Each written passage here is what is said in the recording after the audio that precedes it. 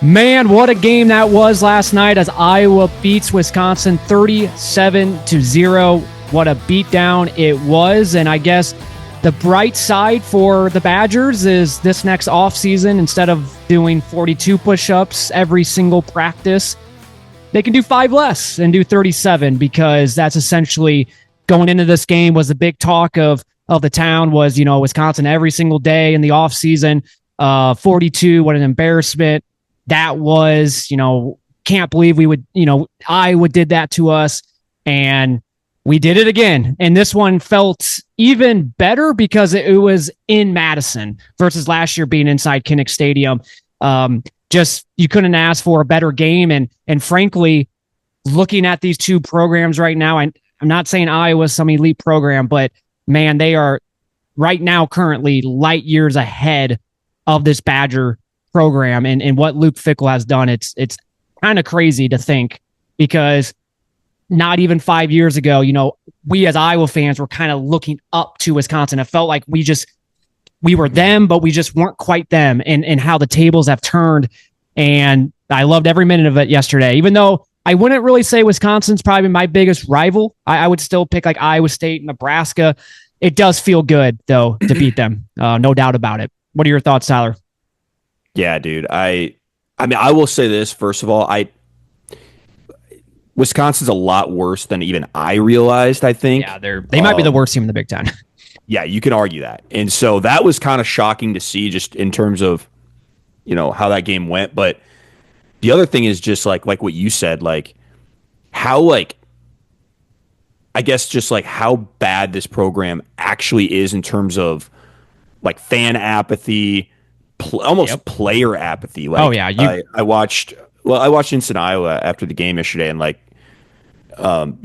they were talking about just like the fan, like I didn't pay attention to the sidelines that much, but just like there was no like energy on the sidelines. There was no sort of trying to get each other up, and besides the beginning of the game where they hurt themselves and before the kickoff cost themselves 15 yards. I guess that was maybe their way of trying to get up for the game. But other than that, like, this program is in shambles, dude. And I think the biggest takeaway from me, and I know this is not even about the game, but it's like sometimes I have to be reminded of myself of when I get frustrated with Kirk Ferentz. And I'm not saying I ever call for his job, but I think it's a really good reminder of the grass isn't always greener on the other side, and you got to be really careful about what you wish for, because for some of the things that we get frustrated with Kirk about, and conservative nature and those things, which we can be as fans, but it's like, for people that are like, fire Kirk because you can never win the big game, whatever, it's like you could also go in this direction like Wisconsin has with Luke Fickell and just go bottom of hit rock bottom. So you got to be really careful about that. They haven't beat a Power 4 team since last October, which is crazy. Dude, I mean, can you imagine if that was like Iowa, like what we would be like saying, like, but it doesn't even feel like that would happen with Iowa, like under Ferentz. Right. And that's why it's like going back to what you just said, like be careful what you wish for, because that's something with Iowa that that's not going to happen. I don't think, right? Yeah. It sucks that we can't win the big games. It really does. But like last night's game, I agree. Like that's statement. But that's the win. thing with Iowa. Yeah. You know what you're going to get with Iowa. You're going to be in every, damn near every game except maybe the top teams of Ohio State and things like that when you match up, and it's just not a great matchup. But we've beaten Ohio State before too. So it's like, you always give yourself a puncher's chance under Kirk Ferentz. And that's what I appreciate the most about him. Yeah, I think like last night, the way I look at like last night's game was, so going into that game, you knew that this game was circled for Wisconsin. Clearly, I mean, all offseason, 42 push-ups, right? It's like this was the game that they wanted to win. And if you look at Wisconsin's schedule, this is that one game. It's homecoming. It's a night game. This is that one game that you could say, okay, we can maybe salvage the season if we win this game. We might not win another Big Ten game the rest of the year, but hey, we're going to beat Iowa. That's going to be a statement win. With all that being said, so you go into the game, and this is why I was a little worried. I thought Iowa would win, but I thought it was going to be closer than this. Because I just thought that they would get up for this game. And so for Iowa to come in, and this is what I just said like 2 minutes ago, like this was a statement win, is because Iowa, right, their identity, right, is we're going to just out-physical you, out-tough you. And we came in there from the moment that game started, Right. and that's what we did. We dominated the line of scrimmage. We did what our identity is, and this is what Wisconsin used to be, right? And so Iowa has not gone away from it. And frankly, even in this new Big Ten, this new 18 teams, like we're still kind of doing what we've always done. And I mean, hopefully at some point we can start, beating maybe some of the top teams. But hey, we almost did 2 weeks ago against Indiana, and now you saw what Indiana did against Oregon yesterday, going into Eugene and beating them. And you really think like, man, if Mark would have just stayed healthy that fourth quarter, we probably would have beat Indiana. So this team, I think it is better than what the record is. I mean, there's no doubt about it. And so that's just kind of my first reaction last night was what a statement win, because, you knew this was a game that Wisconsin was getting up for. And from the moment that game started, I mean, we just completely dominated that game. Yeah. And credit, I mean, maybe it doesn't get talked about enough just in general because, with Iowa, it's always about the offense. But, dude, our defense is – and I thought they'd have a bit of a down year, and you could maybe say that. But, dude, maybe they haven't registered the amount of takeaways and pressure that they have wanted up into this game. But, dude, the whole, we talked about Iowa State to 16 points, Indiana to 20 points, go on the road at Wisconsin, hold them to 0 points. Like, this defense is so good and has been a real reason why we've been in, those big games, right there at the end, trying to pull off those upsets and why we, finally dominated a game like this Wisconsin game, because we finally got them to turn the ball over. Something we've been wanting to see from our defense. So, but just huge shout out to the defense. And you talked about it. The game was won offensive, defensive line. The line of scrimmage play was 100% in the favor of Iowa all game. And to run it at will, even when they knew we were running it, and still score touchdowns, and then to force that many turnovers in the first quarter or whatever it was, and get up 17-0. I mean, we broke them after the first quarter. It was ball game after that. Yeah, exactly. And I know you sent it earlier this morning to me about like the teams that they have played. The rushing offense wasn't very good because it was one of those things where Wisconsin was number 2 in the Big Ten, top 6, right? And we came in, averaged 5.8 yards a carry, and just like you said, even when you knew we were running the football, we were still able to get, 5-10 yards, get, a touchdown, that Xavier Williams touchdown at the end. That drive in particular was like that. I think we run the entire drive? No, it's like we came out of the second half and I think we got a 3 and out, and I think it was that next possession, right? We ran it 5 straight times and he scored a touchdown. They couldn't stop it. No. If you look at the box score, 37-0, you'd probably imagine that Iowa just dominated them in the box score, total yards, passing yards, things like that. And frankly, really, it wasn't the case. We finished with 319 total yards, credit to the rushing yards, because we just didn't passing the football. Even though Mark had 17 completions, he only had 107 yards. So a very kind of 5-yard-ish, dink and dunk type of, we really didn't throw the ball downfield at all besides that one to Hayden Large. But then, so then you look at like, first downs, we had 18, they had 13.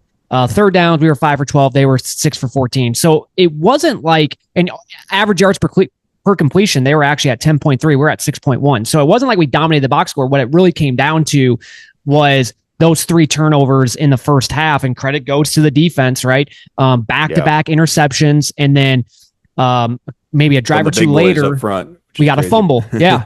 And so those 3 drives, we started at the Wisconsin 24, Wisconsin 1, and the Wisconsin 28. And that's really where the game was decided, because at that point, then you're up 23 or 20-0 at that point, and the game's over, because this Wisconsin offense, and A&F podcast, I was listening to their episode the other day, which I love listening to them. They're more kind of X's and O type of podcast. They were talking about how this Wisconsin offense is very, very, very, very similar to like the 2023 Brian Ferentz offense for Iowa, just not good. And the minute you get down by 2 touchdowns, you're done.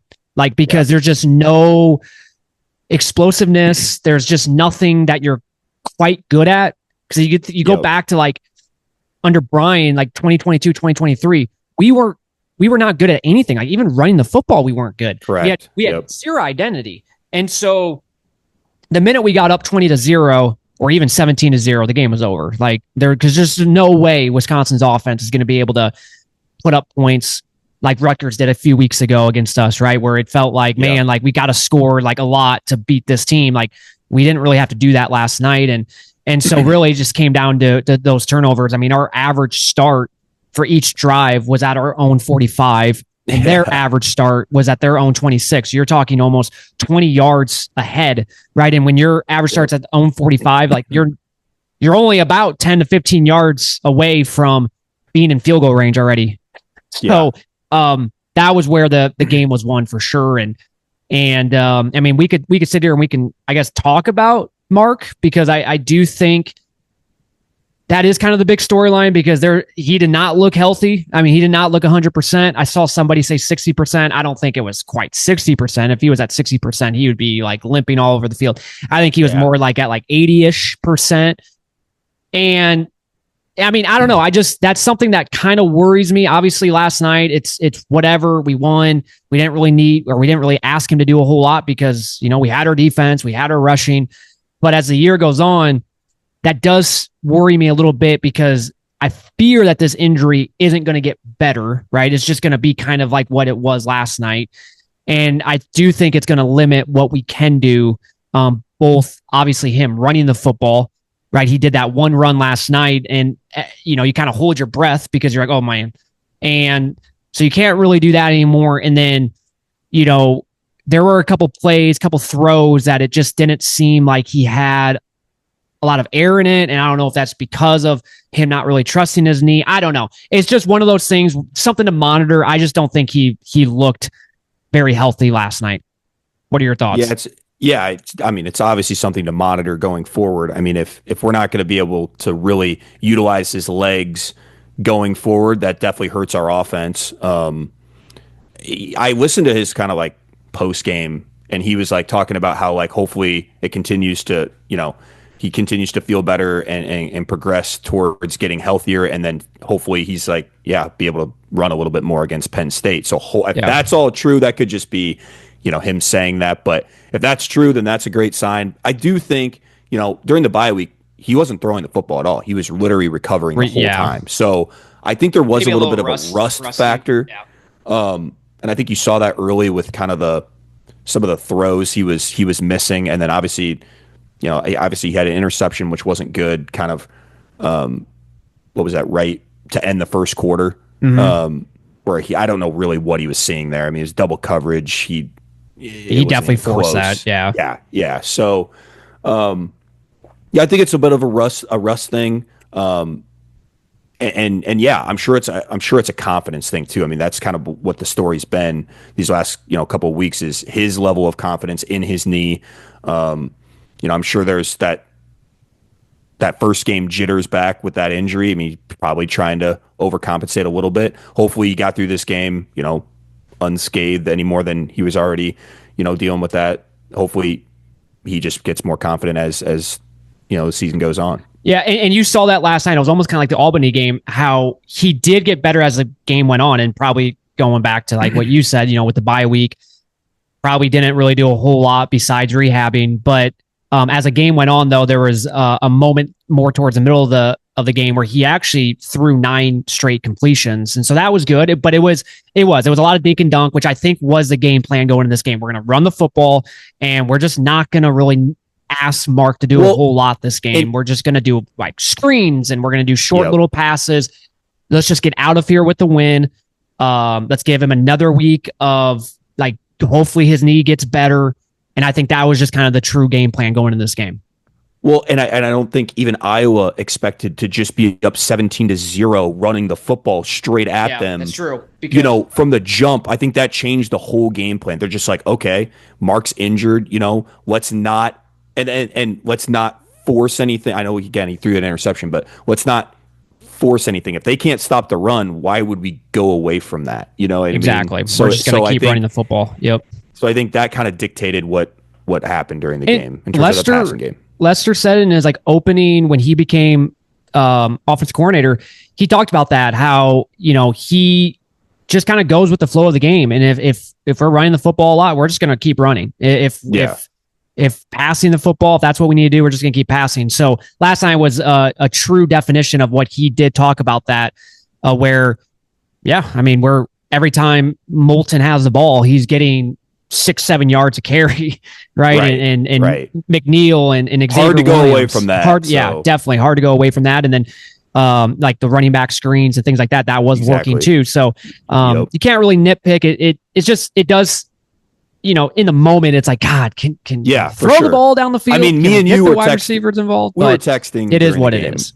Yeah, we were texting during the game, like, oh boy, like he doesn't. I mean, especially early, right? Like when you didn't know the game was gonna go that way. We were definitely kind of nervous. So yeah, like you said, it's got to get better for sure. I do believe, though, like, again, he's been showing signs of improvement each and every week. And then, of course, an injury happens. And only naturally he regressed a little bit. I think it makes sense. I think give him another week here and hopefully we'll get back on track. Yep. Yeah. I mean, honestly, give him these next 2 games, then you have another bye week to, to hopefully get right. But yeah, I would like to see him get a little bit healthier because it does suck not having that dynamic of being able to run the football. Like that Rutgers game was a true definition of like what our offense can be like when he can run the football and we can do quarterback power runs and things like that. So, well, before we get into, I do want to talk a little bit about the Penn State game. I do want to bring up this program for the Badgers though, because we obviously talked about it at the beginning, but I just don't know where they go from here because you look at their schedule, their next 2 games, Ohio State, at Oregon. They still have to play Washington at home, which they will not beat that team because Washington will put up points. And this offense, just like Iowa's offense in 2023, they're not going to be able to match that. So they're not beating Washington. Washington's quarterback, Damon Williams, if he's on his A game, is one of the better quarterbacks in the Big Ten. Yes. So then they play at Indiana, and then they have Illinois at home, and then at Minnesota. Like, I don't know. I don't see a win there. There's not. Maybe on they paper, will there's not, beat Illinois at home, or maybe they'll go to Minneapolis and beat Minnesota. I just don't see it. And so I know this isn't a Badgers podcast, but I just think it needs to be talked about because it's like, I just cannot believe how low this program has gotten. Because when Fickell was hired, I remember at the time I was like, what an A+ hire. Like, this is a great hire for them. And I was honestly very jealous at the time because it's like, man, we're entering kind of a new landscape in college football, and he's like the perfect hire for this. Yeah. And I could confidently say that because I know 98% of people probably thought the same thing as I did. Or maybe 99%. Chris Hassel talked about that on Instant Iowa. I haven't even listened to that yet. But it's crazy. It's crazy to me that they have gotten to this point where it is so bad. I think Luke Fickell is like a good coach. I don't understand. Again, I don't understand what they're trying to do as a program, like as a football team. Like when you don't even have a single identity, I mean, it's hard to do anything good, right? Like they're bad on offense. Their quarterback, again, you can't account for injuries, but Billy Edwards, I don't think is a good quarterback to begin with. So like, even if they you don't have a good quarterback, exactly. I feel like just recruiting in general, I feel like they don't have enough dudes.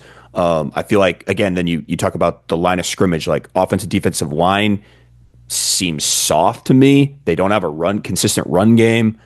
Their defense, we talked about the rush defense. They didn't play anybody. So like, it's easy to say you could not give up explosive run plays when you're not playing quality opponents through the first, 3 or 4 weeks. And, I don't know. I don't know what their identity. Like, if you come in as a new head coach, you have to establish your identity. They don't do anything well, and so when you don't have anything to hang your hat on, it's hard to compete. I think the problem just lies at like when he first got to Madison, right? He wanted to change up the philosophy, and I think it's because a lot like the fans wanted it, right? They were tired of kind of what Iowa is right now, right? That physical, but I think their fans are starting to realize that's how you're a little bit different than the rest of the league, right? You're in Wisconsin, right? You're not going to get the best of the best, just like Iowa. We're not going to get the best of the best when it comes to talent. So what you need to do is you need to start at the line of scrimmage and get really good at that, and then you have a fighter's chance at that point. Well, they just wanted to come in and establish this like air raid, this high powered offense, but you're not getting the recruits or the talent to successfully do that in Madison, especially as the year goes on and you're talking, it gets colder out, it gets just windy, it gets just not really good weather. It's just really hard to do at that point. And then what just hasn't helped them is since Luke Fickell's been there, they have not had a good quarterback, right? And to be able to kind of run that type of offense, you need to have a good quarterback, and they just haven't. And it does seem like their luck hasn't been very good when it comes to injuries, because it does seem like every year their quarterback gets hurt. But even if you just talked about like Billy Edwards, even if he's not hurt, though, he's not that good of a quarterback. He's not going to move the needle that much. No, he was at Maryland last year. I remember we played them at Maryland, and I was not impressed with him. No. And you could argue that Maryland might have better talent on the outside than Wisconsin does, because they usually do. Yeah. So I don't know. Like that's the problem they're at, and like, I don't want to spend a whole lot of time talking about them, but it does. It makes me just, I don't know where they go from here, because do you keep him where you have to owe him $25-30 million? Do you get rid of him? You have fan apathy. People aren't showing up to games. People are going to stop just caring. I was going to say, like, it's hard because it's like, obviously you can't account for this year's schedule. Like their schedule, I don't know what coach could come in there and expect to do much better with given their schedule. I mean, but the problem is, like you said, it's not just about the schedule. It was 37-0 against Iowa, dude. Their rival. That's like you said, if you're Iowa and it was the tables were turned and we lost to Wisconsin 37-0, like, yeah, fans wouldn't be showing up either. Like, so it's almost like, I don't think Luke Fickell is going to be the head coach that much longer. I really don't, because when you lose fans, I mean, this is a totally different comparison, but it's kind of like the Fran McCaffrey factor. When fans stop showing up and they stop donating and they stop caring, that's when you run your program into some deep water. So, yep, exactly. Yeah, it's going to be really interesting to see what they do after the season. It really is. I mean, and like what direction they go. Like if they get rid of Fickell, do they kind of go back to what they were? Do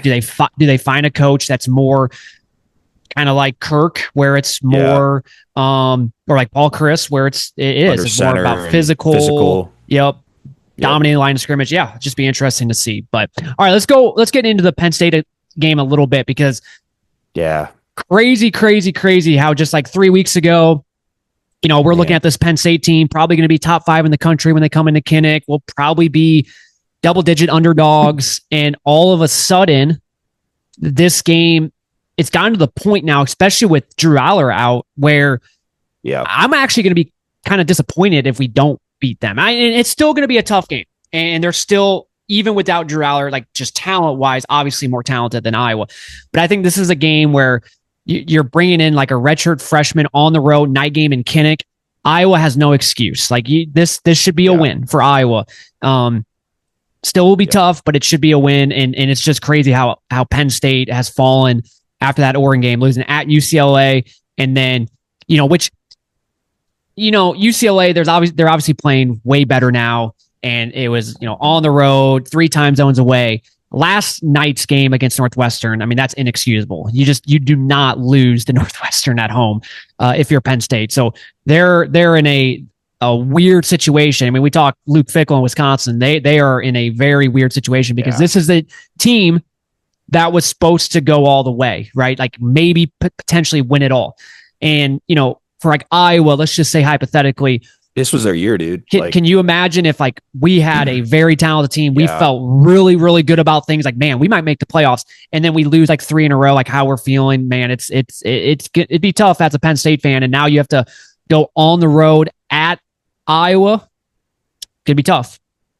It's so crazy. You talk about that, 3 weeks ago, they had a lead in overtime. They scored first. Yeah. And they lose that game, and it's just the sky is falling in Happy Valley right now. I mean, like you said. And that's what's crazy is like, okay, you lost to Oregon, but like you're still at that point, only 1 loss. You're still in the playoffs. You're still top 10 in the country. I've seen, I watched Joel Klatt podcast, and like he kind of breaks down a lot of stuff, and like he was talking about how it's not all on Drew Aller. Like their offense, like if you really watch your offense, like they're trying to run like what kind of like Wisconsin when we talk about Wisconsin, like a spread offense with a quarterback that's not built for that. Yeah. It's more built for the guy that's in Missouri, Bro Perbula right now.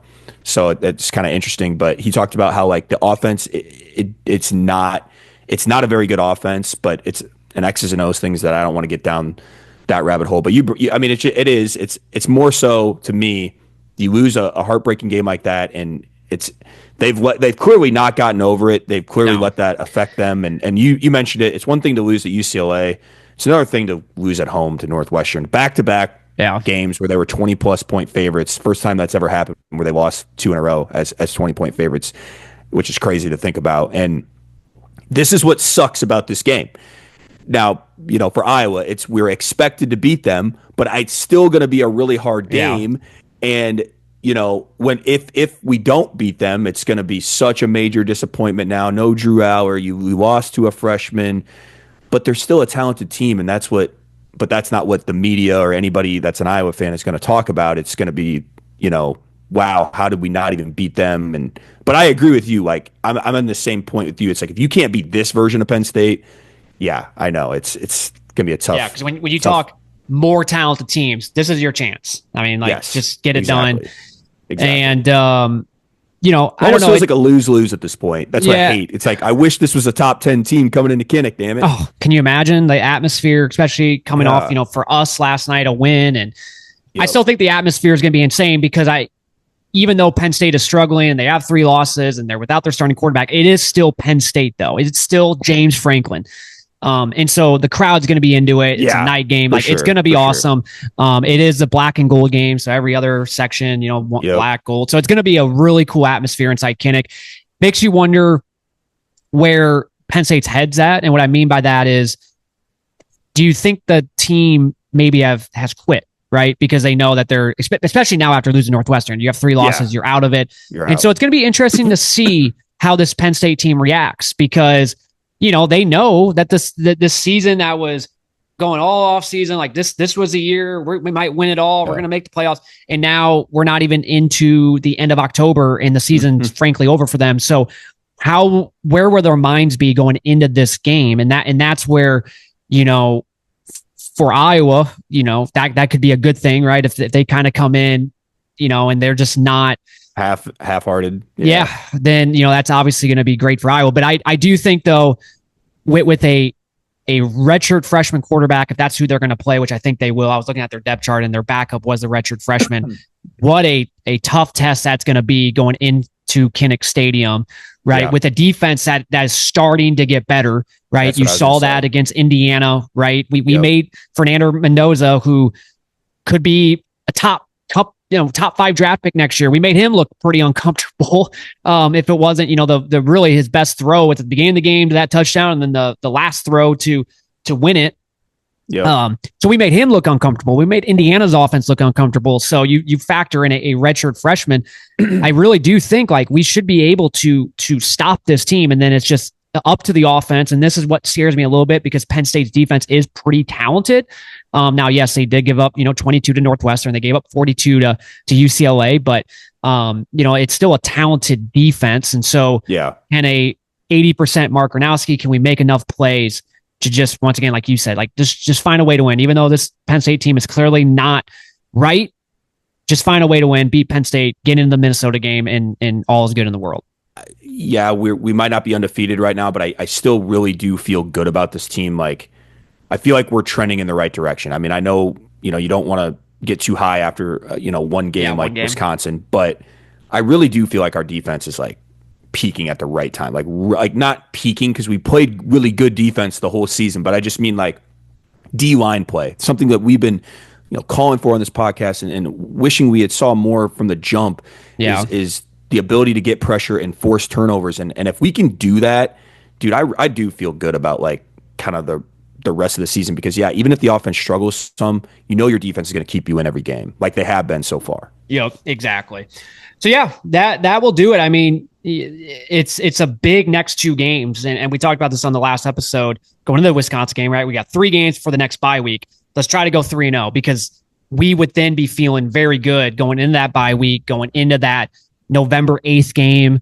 with Oregon, right? Still, that's going to be very, very tough. But man, you win these next 2 games, you're 6-2, you're feeling pretty good about things. And so let's just get the win all the way to Kinnick. So yep, exactly. And it could possibly be a 11 a.m. game. You never know. Yeah. Early kick for them, for sure. God, it was like one guy that always starts off the pressers for Iowa, like when Kirk Ferentz, he tweeted the other day, he must know something because he tweeted about this is the last night game of the season for the Iowa Penn State game. So, which tells me then, I don't know if, maybe he's just saying that or if he actually does know that will be the last night game. So if that's the case, then I could see like Minnesota game being like a 2:30 game. And then I could see that Oregon game potentially being like big noon kickoff at 11, especially if we can win the next 2 games. And then that Michigan State game will probably be 11 or 2:30. So I guess we'll have to wait and see. But all right, well, that will do it for this episode. We will not do another episode before the Penn State game. That's kind of why we talked about them a little bit. But we'll be back next week going over it. So until then, have a good rest of your week and go Hawks.